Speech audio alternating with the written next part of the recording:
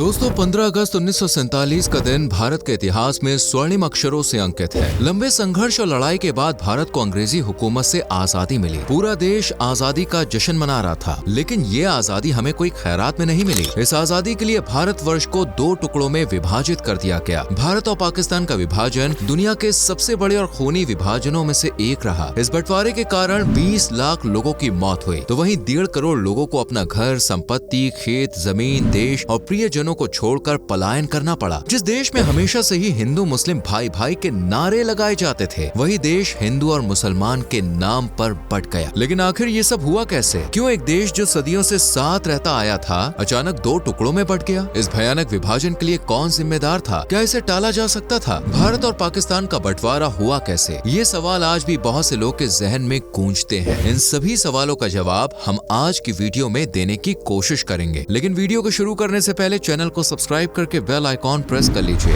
दोस्तों, भारत और पाकिस्तान के बीच माहौल काफी गर्म हो चुका है। किसी भी समय एक बड़ा युद्ध हो सकता है और इस युद्ध की सबसे बड़ी वजह कश्मीर को माना जाता है। कश्मीर पर पाकिस्तान की गंदी नियत आज से नहीं बल्कि आजादी के समय से ही है। आजादी के तुरंत बाद पाकिस्तानी फौज ने कश्मीर पर हमला कर दिया था। जवाब में भारतीय जवानों ने दुश्मनों को मुंह तोड़ जवाब दिया। इसके बाद से लेकर आज तक पाकिस्तान कश्मीर में आतंकवादी गतिविधियों को अंजाम देता आया है। हालांकि भारतीय सेना हर तरह के हालातों से निपटने के लिए रेडी है और पाकिस्तान के किसी भी नापाक मंसूबों को इंडियन आर्मी कामयाब नहीं होने देगी। दोस्तों, साल 1947 में भारत और पाकिस्तान के बंटवारे ने लोगों को अंदर से झकझोर दिया। इस बंटवारे का दर्द कई लोगों के दिलों में आज भी जिंदा है। पहले ये जान लीजिए कि आखिर भारत के बंटवारे के लिए 15 अगस्त का ही दिन क्यों चुना गया। ये दिन लॉर्ड माउंटबेटन ने चुना था क्योंकि 1945 को इसी दिन जापान ने अलाइड देशों के सामने आत्मसमर्पण किया था और माउंटबेटन उस समय अलाइड देशों के कमांडर थे। भारत में आजादी के साथ ही देश के बंटवारे की भी मांग उठ रही थी। इस बंटवारे की मांग मुस्लिम लीग की ओर से की जा रही थी। असल में लीग के मोहम्मद अली जिन्ना भारत देश के पहले प्रधानमंत्री बनना चाहते थे, लेकिन महात्मा गांधी ने पंडित जवाहरलाल नेहरू को वचन दिया था कि वो उन्हें ही पहला प्रधानमंत्री बनाएंगे। इसके बाद जिन्ना ने पाकिस्तान नाम के अलग मुल्क की मांग की। देश में हिंदू मुसलमानों को लेकर दंगे शुरू हो गए। इस बंटवारे की नींव असल में अंग्रेजों ने रखी थी। भारत में हमेशा से ही हिंदू और मुसलमान साथ मिलकर रहे हैं, लेकिन अंग्रेजों ने भारत में फूट करो और राज करो की गंदी राजनीति शुरू कर दी। साल 1905 में भारत के तत्कालीन वायसरॉय लॉर्ड कर्जन ने बंगाल के विभाजन का ऐलान कर दिया। इस विभाजन के साथ ही बंगाल में दंगे शुरू हो गए। इस विभाजन को बाद में रद्द कर दिया गया, लेकिन इस घटना ने कई मुस्लिम नेताओं को ये सोचने पर मजबूर कर दिया कि उनके हितों की रक्षा के लिए एक अलग राजनीतिक मंच की जरूरत है और इसी आधार पर 1906 में ऑल इंडिया मुस्लिम लीग का गठन हुआ। भारत को विभाजन की ओर ले जाने वाला एक और महत्वपूर्ण कदम था 1909 के मॉर्ले मिंटो रिफॉर्म्स।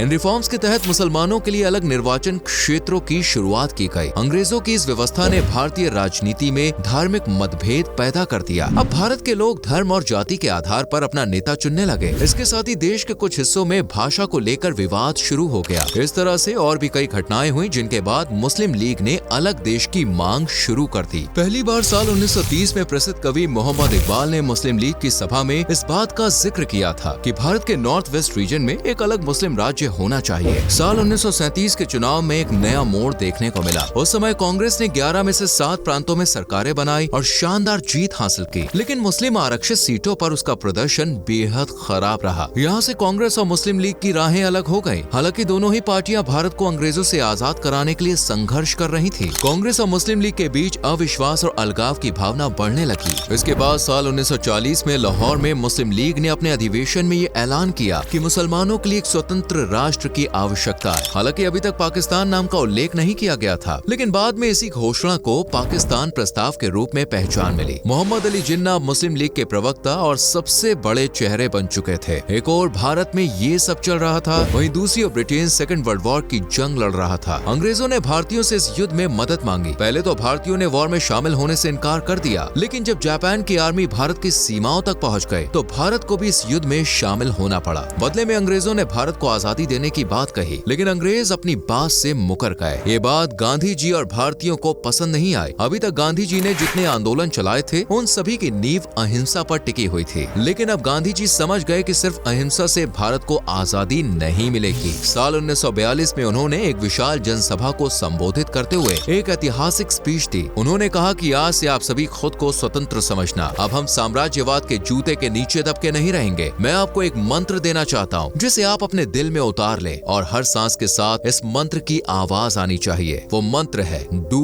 और डाई, यानी कि करो या मरो। अब हम या तो भारत को आजाद कराएंगे या अपनी जान दे देंगे। इस तरह से गांधी जी ने क्विट इंडिया मूवमेंट की हुंकार भरी। भारत में क्विट इंडिया मूवमेंट ने ब्रिटिशर्स की कमर तोड़ दी। इससे खुंदस खाकर अंग्रेजों ने भारत के तमाम बड़े लीडर्स को गिरफ्तार कर लिया। 24 घंटे के भीतर ही गांधी जी, जवाहरलाल नेहरू, सरदार पटेल जी को गिरफ्तार कर लिया गया। साथ ही ब्रिटिशर्स ने कांग्रेस पार्टी को गैर संवैधानिक घोषित कर दिया। अब भारत के आम लोग भी देश को आजाद कराने के लिए अपना सब कुछ दांव पर लगाने को तैयार थे। क्विट इंडिया मूवमेंट के दौरान एक 71 वर्ष की महिला मतंगिनी हाजरा 6000 लोगों की रैली को लीड कर रही थी। वो एक पुलिस स्टेशन की ओर कूच कर रही होती है कि तभी उनके ऊपर 3 गोली चला दी जाती है और वंदे मातरम कहते हुए वो अपने प्राण त्याग देती है। इतिहास में उनका नाम गांधी बुरी के नाम से दर्ज है। इस तरह न जाने कितने क्रांतिवीरों और वीरांगनाओं ने देश की आजादी के लिए अपने प्राण न्यौछावर कर दिए थे।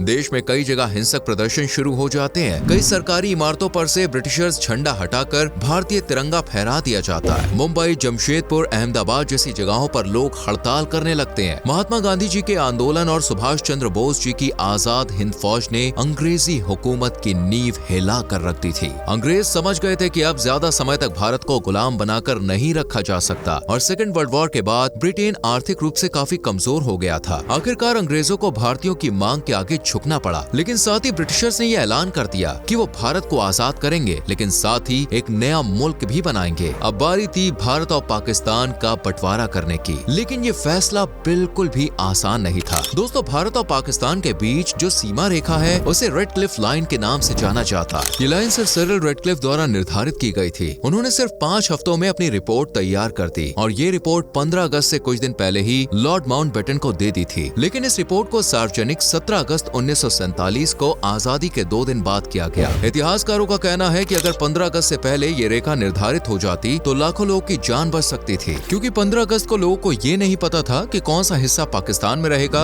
और कौन सा हिस्सा भारत में। इस बात को लेकर हिंदू मुसलमानों के बीच दंगे हो रहे थे। भारत और पाकिस्तान के बंटवारे के दौरान 1.5 करोड़ लोगों को अपना घर छोड़ना पड़ा। हिंदू और मुसलमानों के बीच दंगों के कारण लगभग 20 लाख लोगों की जान चली गई थी। सीमा के दोनों ओर खूनी संघर्ष चल रहा था। भारत और पाकिस्तान का बंटवारा बिल्कुल भी आसान नहीं था। दोनों देशों के पानी, नदियां, नहरें, संपत्ति, जमीन जायदाद का ही बंटवारा नहीं हुआ, बल्कि साइकिल, टेबल, कुर्सियां, किताबें, टाइपराइटर और स्टेशनरी के सामान जैसी चीजों को लेकर भी हंगामा हुआ था। भारत के हिस्से में अचल संपत्ति का 82% हिस्सा आया और चल संपत्ति को 80:20 के अनुपात में डिवाइड किया गया। जिस समय भारत और पाकिस्तान का विभाजन हो रहा था तो कुछ मुसलमानों ने ये मांग रखी कि ताजमहल पाकिस्तान का हिस्सा होना चाहिए, क्योंकि ये एक मुस्लिम शासक द्वारा बनवाया गया था। लेकिन इस मामले को बहुत ज्यादा तूल नहीं मिला और ऐसी मांग को अनसुना कर दिया गया। वहीं भारत के कुछ हिंदू विद्वानों ने कहा था कि सिंधु नदी से ही हिंदुस्तान की उत्पत्ति हुई है। सिंधु नदी हिंदुओं की आस्था का प्रतीक है और बंटवारे के समय ये नदी हिंदुस्तान में ही रहनी चाहिए। हिंदू पंडितों की इस बात पर भी बहुत ज्यादा ध्यान नहीं दिया गया और रेड क्लिफ लाइन खींचे जाने के बाद सिंधु नदी का ज्यादातर हिस्सा पाकिस्तान में चला गया। दोस्तों, पाकिस्तान और हिंदुस्तान दोनों ही 15 अगस्त को आजाद हुए थे, लेकिन पाकिस्तान फिर भी अपना स्वतंत्रता दिवस 14 अगस्त को मनाता है। कहा जाता है कि भारत के अंतिम वायसरॉय लॉर्ड लुइस माउंटबेटन को भारत और पाकिस्तान दोनों ही देशों में आजादी के जश्न में शामिल होना था, इसलिए पाकिस्तान के कराची में 14 अगस्त को कार्यक्रम आयोजित किया गया। तो वहीं भारत के संसद भवन में कार्यक्रम 15 अगस्त को आयोजित हुआ और दोनों ही कार्यक्रम में लॉर्ड लुइस माउंटबेटन उपस्थित रहे थे। 14 अगस्त 1947 की रात भारत की आजादी का पैगाम लेकर आई थी। एक और देश की आधी आबादी आजादी का जश्न मना रही थी, तो वहीं पंजाब और बंगाल जैसे राज्य दंगों की आग में जल रहे थे।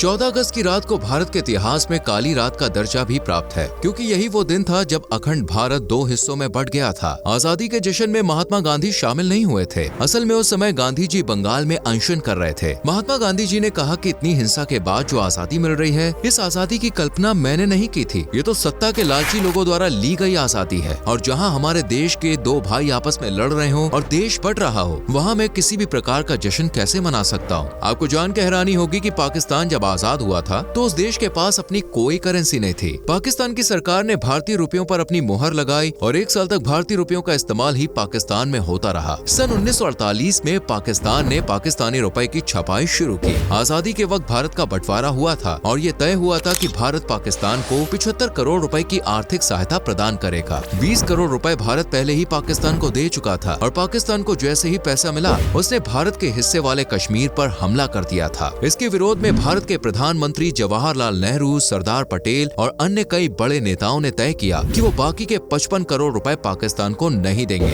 इस फैसले के विरोध में महात्मा गांधी 13 जनवरी सन 1948 के दिन अनशन पर बैठ गए। ये महात्मा गांधी जी के जीवन का अंतिम अनशन था। महात्मा गांधी जी के अनशन के आगे भारत के नेताओं को और सरकार को झुकना पड़ा और पाकिस्तान को बचे हुए 55 करोड़ रुपए दे दिए गए। गांधी जी के इस फैसले का भारत में कई लोगों ने विरोध किया। इसी बात से आक्रोशित होकर नाथूराम गोडसे ने 30 जनवरी को गांधी जी की गोली मारकर हत्या कर दी। तो दोस्तों, ये थी भारत और पाकिस्तान के बंटवारे की पूरी कहानी। उम्मीद करते हैं कि आपको ये जानकारी पसंद आई होगी। आपको क्या लगता है, क्या भारत और पाकिस्तान दोबारा कभी एक हो सकते हैं? क्या भारतीय सेना पाकिस्तान पर हमला कर पूरे देश पर कब्जा कर सकती है? इस बारे में अपनी राय हमें कमेंट सेक्शन में जरूर बताएं। वीडियो को लाइक और शेयर करके चैनल को सब्सक्राइब करें और बेल आइकॉन प्रेस करें। मिलते हैं अगली वीडियो में। Till then, bye bye, take care.